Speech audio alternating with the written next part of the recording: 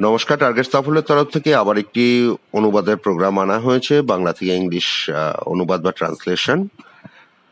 আপনারা পুরো প্রোগ্রামটি দেখুন।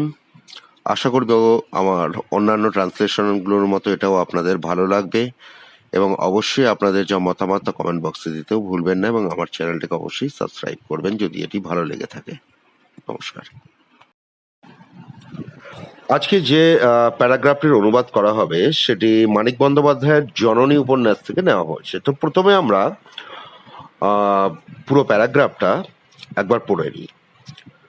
মামার সম্বন্ধে শ্যামা একটু হতাশ হইয়াছে। মামার অভিজ্ঞতা প্রচুর, বুদ্ধিও চোখা, কিন্তু স্বভাবটি ফাঁকিবাজ। মুখে মামা যত বলে কাজে হয়তো তার খানিকটা করিতে পারে, কিন্তু কিছু না করাই তাহার অভ্যাস। কোনো বিষয়ে মামার নিয়ম নাই, শৃঙ্খলা নাই। পদ্ধতির মধ্যে মামা হাঁপাইয়া ওঠে। গা লাগাইয়া কোনো কাজ করা মামার অসাধ্য। আরম্ভ করিয়া ছাড়িয়া দেয়। নকুরবাবু ইন্স্যুরেন্স বেচিয়া খান। তাহাকে বলিয়া কহিয়া মামা আমাকে একটা এজেন্সি দিয়াছিল। মামারও প্রথমটা খুব উৎসাহ দেখা গিয়েছিল, কিন্তু দুদিন দু একজন লোকের কাছে যাতায়াত করিয়াই মামার ধৈর্য ভাঙিয়া গেল। বলিল, এতে কিছু হবে না শ্যামা, আমাদের সঙ্গে সঙ্গে টাকার দরকার। লোককে ভজিয়ে ভাজিয়ে ইনসিওর করিয়ে পয়সার মুখ দেখা দুদিনের কম নয় বাবু, আমার ওসব পোষাবে না, দোকান দেবো একটা।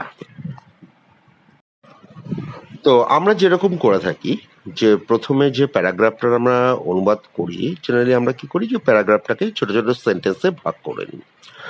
তো একদম প্রথম সেন্টেন্সটি কি আছে? মামার সম্বন্ধে শ্যামা একটু হতাশ হইয়াছে। খুব সাধারণ ব্যাপার, হতাশ হইয়াছে। তো আমরা প্রেজেন্ট পারফেক্ট টেন্সে সেন্টেন্সটি করতে পারি। হতাশ হওয়ার ইংলিশ কি? ডিসঅ্যাপয়েন্ট। একটু হতাশ হওয়া আমরা লিটল বিট ব্যবহার করতে পারি বা স্মিথজেন ব্যবহার করতে পারি। তো দেখা যাক সেন্টেন্সটি কিভাবে লেখা যায়। মামা অবশ্যই ম্যাটারনাল আঙ্কেল।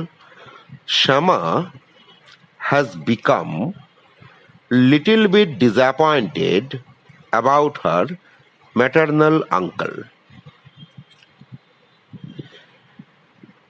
এই সেন্টেন্সটিকে সামান্যভাবে একটু পরিবর্তন করা যেতে পারে। যেমন আমরা ডিসঅ্যাপয়েন্টেডের জায়গাতে ডিসইলিউশনড ব্যবহার করতে পারি। তো আমাদের এখানে সেন্টেন্সটা কি দাঁড়াবে? শ্যামা has become smitten, disillusioned about her maternal uncle.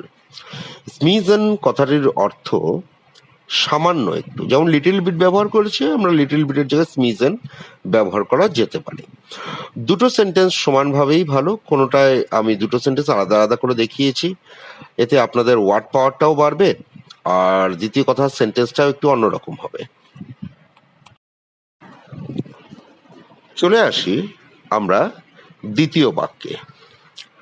মামার অভিজ্ঞতা প্রচুর, বুদ্ধিও চোখা, কিন্তু স্বভাবটি ফাঁকিবাজ। অভিজ্ঞতা ইংলিশ এক্সপেরিয়েন্স, বুদ্ধি আমরা ইন্টেলিজেন্সি ব্যবহার করতে পারি, বা শার্প ব্রেন তাও করা যেতে পারে, এবং শার্প ব্রেনটাই বেটার হবে। স্বভাব বিহেভিয়ার, ফাঁকিবাজ রেমিস, REMISS। তো সেন্টেন্সটি তৈরি হবে প্রেজেন্ট ইনডিফিনিট টেন্সে। তো প্রেজেন্ট ইনডিফিনিট টেন্সে আমরা কিভাবে সেন্টেন্সটিকে লিখতে পারি? Uncle has a lot of experience, has a sharp brain, but by behaviour he is a রেমিস।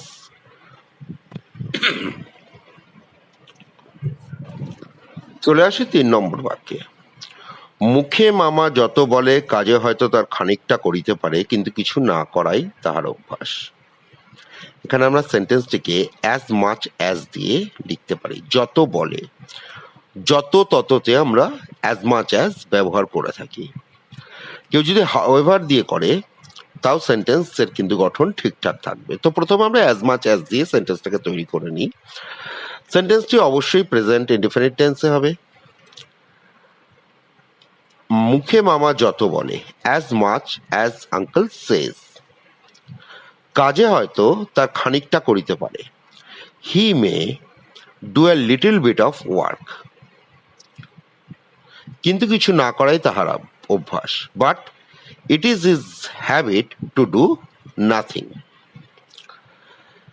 সেন্টেন্সটিকে যদি একটু চেঞ্জ করে নিয়ে হাউএভার দিয়ে করি, however much uncle says possibly he can do a tad of work. খানিকটা কাজকে ট্যাড অফ ওয়ার্ক লেখা যেতে পারে, but his propensity is two do nothing. অভ্যাসের ক্ষেত্রে এখানে প্রপেন্সিটি ব্যবহার করা হয়েছে। এখানে বলে নেওয়া ভালো যে দ্বিতীয় বাক্যটি খারাপ নয়, শুনতে ভালো লাগছে, কিন্তু আক্ষরিক অর্থের দিক দিয়ে যদি অর্থকে প্রকাশ করা বলা হয় বা ভাবের প্রকাশ করা হয়, তাহলে সেখানে প্রথম বাক্যটি কিন্তু দ্বিতীয় বাক্যের থেকে অনেক বেশি বেটার এবং ভাবকে খুব পরিষ্কারভাবে সেটা প্রকাশ করছে। কোনো বিষয়ে মামার নিয়ম নাই, শৃঙ্খলা নাই। নিয়ম শৃঙ্খলা আমরা কি লিখতে পারি? রুল লিখতে পারি, রুল ডিসিপ্লিন। নিয়মের ইংলিশ রুল, ডিসিপ্লিন, শৃঙ্খলা। নিয়মের ইংলিশ হিসেবে আমরা স্ট্যান্ডার্ডও ব্যবহার করতে পারি, শৃঙ্খলার ক্ষেত্রে অর্ডার ব্যবহার করতে পারি। তো আমরা প্রেজেন্ট ইনডিফিনিট টেন্সে করতে পারি, নেগেটিভ সেন্টেন্স হবে uncle doesn't have any rule or discipline in any subject. এখানে যদি কেউ এইভাবে লিখে uncle doesn't have any standard or order in any subject, ভুলভাল হবে না, ঠিক আছে। স্ট্যান্ডার্ডের থেকে রুল লেখাটা এখানে বেটার হবে।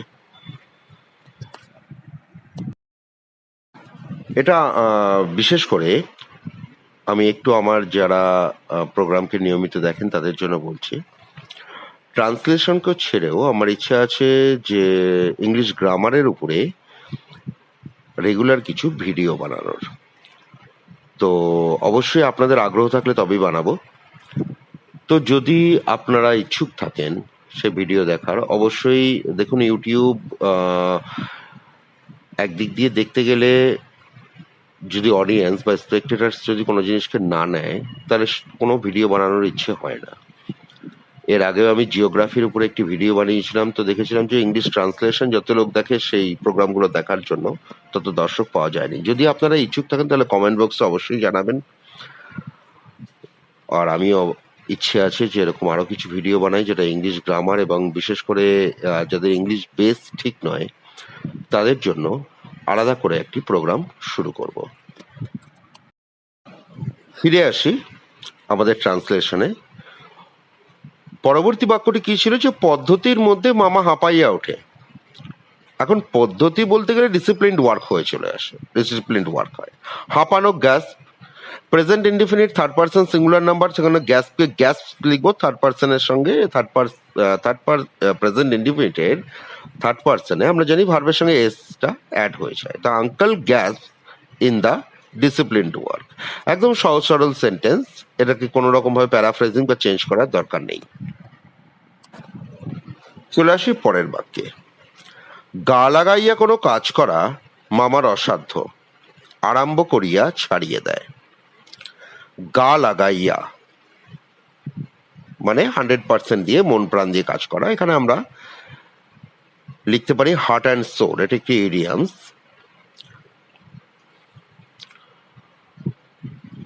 তো সেন্টেন্সটা এইভাবে আমি লিখতে পারি, it is impossible for uncle to do any work with heart and soul. Present indefinite টেন্সে হয়েছে। হি স্টার্টস বাট লিভস, আরম্ভ করিয়া ছাড়িয়া দেয়। তো হি স্টার্টস বাট লিভস। এবারে সেন্টেন্সটিকে যদি সামান্য চেঞ্জ করা যায়, একটু শুনতে মানে শ্রুতিমধুর করা যায়, তাহলে কেমন হবে? সেন্টেন্সটা যদি এইভাবে লেখা যায়, it is incomprehensible for uncle to accomplish any work with heart and soul. He begins yet leaves. দেখুন ওখানে প্রথমটাতে আমি বাট ব্যবহার করেছি, হি স্টার্টস বাট লিভস। দ্বিতীয়টাতে হি বিগিনস ইয়েট লিভস। অর্থের দিক দিয়ে খুব একটা পরিবর্তন এখানে হবে না। দ্বিতীয় যে সেন্টেন্সটি সেটা প্যারাফ্রেজ সেন্টেন্স এবং শুনতে অনেক বেশি বেটার হয়েছে। এখানে ইনকম্প্রিহেন্সিবল মানে হচ্ছে অবোধগম্য, মানে এটা বোঝা যায় না আঙ্কেলের জন্য, তিনি কোনো কাজ গা লাগিয়ে করে না, সেটাই মানে তার পক্ষে অসাধ্য এটা। তো কেউ যদি প্রথম সেন্টেন্সটি লেখেন তাও বাক্যের অর্থ বা ভাবের দিক থেকে কোনো প্রবলেম নেই। দ্বিতীয় বাক্যটিতে অবশ্যই শ্রুতি মধুর।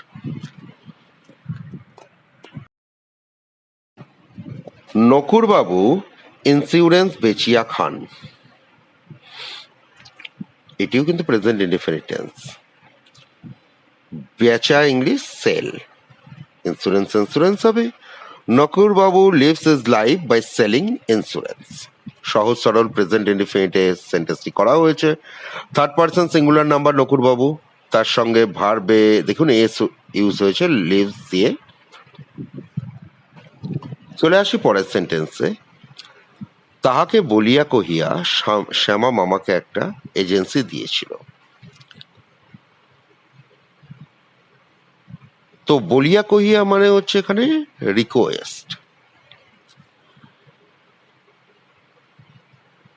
তো এখানে রিকোয়েস্টকে রিকোয়েস্টিং করা হবে জিরান্ডিয়াল নাউন ফর্মে। After requesting him Shyama arranged an agency for uncle. অ্যারেঞ্জকে এখানে এখানে দেখুন পাস্ট ইনডিফিনিট করা হয়েছে, যে কারণে দিয়া ছিল যেহেতু আছে, অ্যারেঞ্জকে পাস্ট ফর্মে অ্যারেঞ্জ করা হয়েছে। মামারও প্রথমটা খুব উৎসাহ দেখা গিয়েছিল। প্রথমটা ইন দ্য বিগিনিং, দেখা গিয়েছিল দেখিয়েছিলেন উনি, তো শো পাস্ট ফর্ম শোড হয়ে যাবে। খুব উৎসাহ তো আমরা এনথুসিয়াজম লিখতে পারি। তো in the beginning uncle showed a great enthusiasm. Excitement এখানে লিখবেন না, এক্সাইটমেন্ট এখানে উৎসাহের ক্ষেত্রে ঠিক সঠিকভাবে ভাবটাকে প্রকাশ করবে না। এখানে এনথুসিয়াজম ঠিক আছে, কারণ উনি তো একদম প্রথম একদম কোমর বেঁধে কাজ করেছিল এরকম ম্যাটার হয়ে আসছে, তো সেখানে এনথুসিয়াজম এক্সাইটমেন্টের থেকে বেটার ইউজ হবে। কিন্তু দুদিন দু একজন লোকের কাছে যাতায়াত করিয়াই মামার ধৈর্য ভাঙিয়া গেল। দু একজন লোকের কাছে যাতায়াত করা মানে দু একজন লোকের সঙ্গে সাক্ষাৎ করা। তো আমরা এখানে মিট লিখতে পারি, জিরান্ডিয়াল ফরম্যাটে আসবে মিটিং।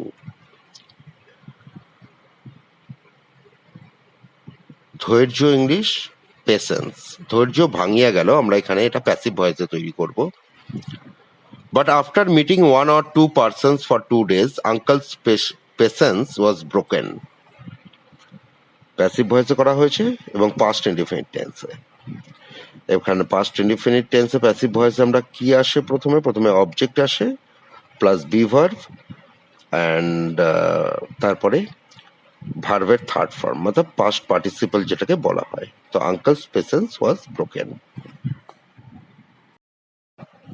চলে আসি পরের সেন্টেন্সে। বলিল এতে কিছু হবে না শ্যামা, আমাদের সঙ্গে সঙ্গে টাকার দরকার। এখানে একটা জিনিস দেখার মতো, এটি কিন্তু ডাইরেক্ট সেন্টেন্স আছে, মানে ডাইরেক্ট স্পিচে। তো সেক্ষেত্রে আমরা যখন এটাকে ইংলিশে লিখবো তখন কিন্তু অবশ্যই ইনভার্টেড কমাটার ব্যবহার করব। তো আমরা সেন্টেন্সটাকে এইভাবে লিখতে পারি, হি সেড কমা, তারপর দেখুন ইনভার্টেড কমা লেখা হয়েছে, it will do nothing Shyama, we need hard cash at the moment. Hard cash বলতে সঙ্গে সঙ্গে যে টাকাটা দেওয়া হয়, যে নোট কারেন্সি, সেটাকে আমরা হার্ড ক্যাশ বলে থাকি, মানে চেক নয়। চেক বা ডিমান্ড ড্রাফটকে কিন্তু হার্ড ক্যাশ বলা হয় না।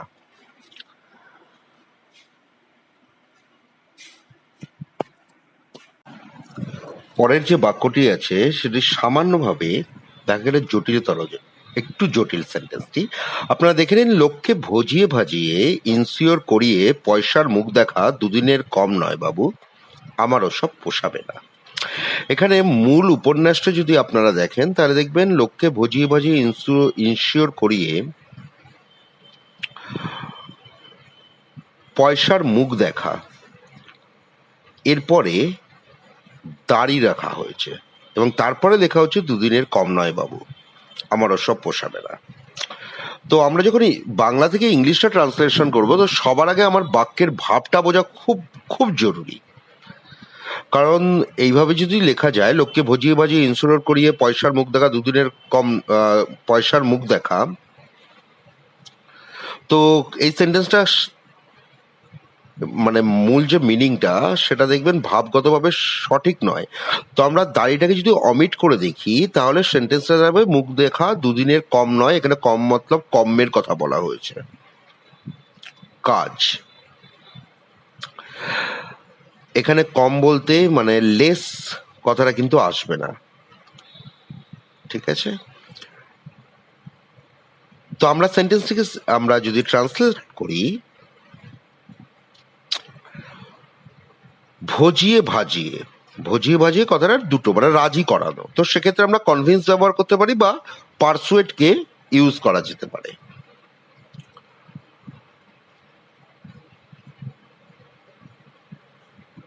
তো আমরা কি লিখবো সেন্টেন্সটি?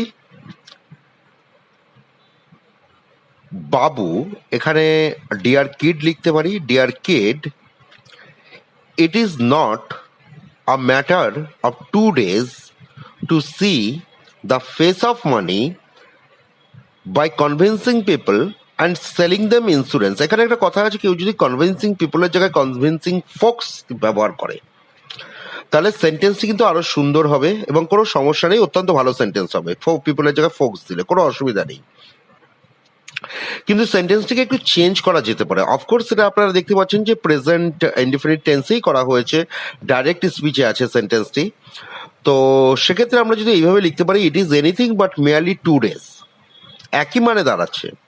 আমি এখানে নটকে ব্যবহার করছি না, but it is anything but merely 2 days to see the essence of cash, face of money বলা হচ্ছিল।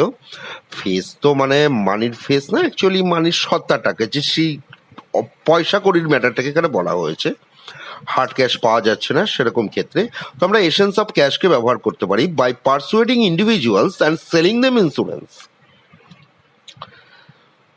পরবর্তী যে সেন্টেন্সটা এখনই যেটা বললাম সেটা একদম ভাবের সঙ্গে যথাযথ, এবং এই সেন্টেন্সটা আমরা বিশেষভাবে নোট করে রাখবেন, কারণ এই ধরনের সেন্টেন্সগুলো বিশেষ করে বাংলায় কোনো একটা জিনিস লেখা আর ইংলিশে সেই জিনিসটিকে লেখার ক্ষেত্রে সামান্য একটু পার্থক্য হয়। সেখানে বাংলা অর্থটাকে খুব ভালো করে বোঝাটা একান্তভাবে জরুরি। এখানে দুদিনের কম নয় এই কথাটি কিন্তু অনেকেই কমটিকে লেস দ্যান 2 days করে সেন্টেন্সটিকে বানাবে, কিন্তু মূল যারা উপন্যাসটি পড়েছেন তারা এই অর্থটা খুব ভালো করে জানেন, যেখানে দুদিনের কম বলতে কম নয়, এখানে কম্যকে বোঝানোর জন্য কিন্তু এটা ব্যবহার করা হয়েছে। এবং একটি মানে অনেক ক্ষেত্রেই রিজিওনাল ভাষা বাংলার বিভিন্ন জায়গাতে উচ্চারণের ফারাকের জন্য এরকম ক্ষেত্রে কিছু পরিবর্তন আসে। আমার ওসব পোষাবে না একই সেন্টেন্সে আছে, তো পোষাবে না অফকোর্স ফিউচার ইনডিফিনিট টেন্স। পোষানো এখানে সব থেকে ভালো হবে পুল অন ওয়েল উইথ। তো আমরা সেন্টেন্সে খুব সাধারণভাবে লিখতে পারি, it won't pool on well with me.